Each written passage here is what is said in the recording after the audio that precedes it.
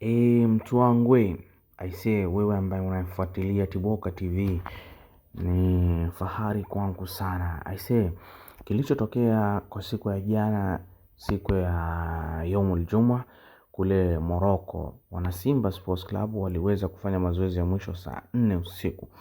Hivyo walipata majeraha baadhi ya wachezaji ambao ni tegemezi sana. Hivyo usisahau kusubscribe, kulike, kucomment na kushare ili uendelee kupata taarifa zetu nzuri zaidi.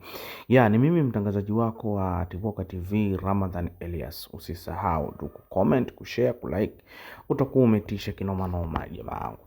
Okay. Hivyo basi aliyekosekana ni mchezaji Elim Pans, ambaye ni mchezaji bora, ambaye ni tegemezi sana kwa Simba. Lakini pigo jingine ni kwa Kibu Dennis Prosper. Kibu naye amepata majeruhi, amepata maumivu wakati wakifanya mazoezi ya mwisho. Naye pia mwingine kiungo wakati ambaye anazima zaidi ya wote ni Yusuf Ali Kagoma. Pia naye anakosekana katika mechi hiyo. Hivyo basi kocha wa Simba Sports Club Fadlu Davis amesema kwamba